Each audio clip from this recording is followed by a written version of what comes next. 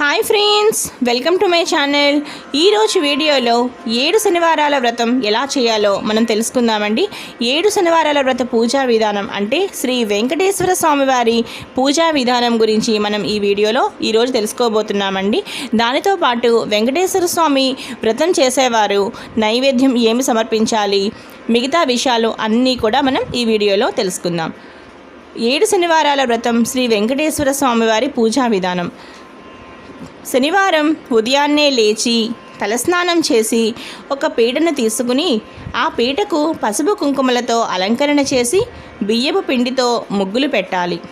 ఆ తరువాత శ్రీదేవి భూదేవి సమేతంగా ఉన్న శ్రీ వెంకటేశ్వర స్వామి వారి ఒక ఫోటో ఒకటి తీసుకుని చక్కగా ఆ ఫోటోకి గంధం పెట్టి గంధం మీద మళ్ళీ చక్కగా గంధంతో బొట్టు పెట్టి దానిపై మరలా కుంకుమతో బొట్టు పెట్టాలి. ఆ తరువాత సంకల్పం చెప్పుకుని షోడశోపచార పూజలు నిర్వహించాలి. అనగా పసుపు కుంకుమ గంధ అక్షతలతో చక్కగా వెంకటేశ్వర స్వామి వారిని ఆరాధించి ఆ తరువాత నైవేద్యంగా బెల్లం ముక్క, పాలు, అలాగే పళ్ళను నైవేద్యంగా సమర్పించాలి. వాటితో పాటు మనం నైవేద్యం సమర్పించిన తర్వాత తాంబూలం కూడా తప్పనిసరిగా పెట్టాలి.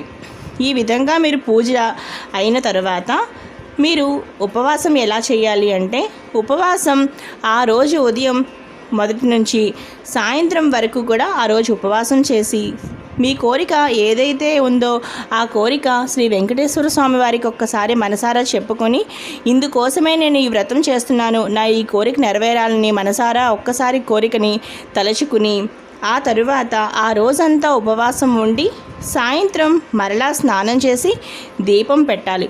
తప్పనిసరిగా స్నానం చేసి దీపం పెట్టాలి.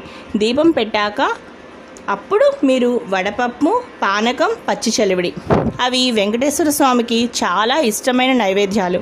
తప్పనిసరిగా వడపప్పు, పానకము, పచ్చి చలివిడి ఇవి నైవేద్యం పెట్టి వాటితో పాటు అరటిపళ్ళను కూడా నైవేద్యంగా పెట్టి అవి మాత్రమే మీరు ప్రసాదంగా తీసుకుని ఈ వ్రతంలో అవి మాత్రమే మీరు ప్రసాదంగా తీసుకోవాలి.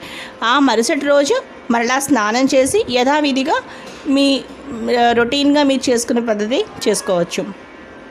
ఈ విధంగా 7 శనివారాల వ్రతం ఈ విధంగా 7 శనివారాలు చేయాలి.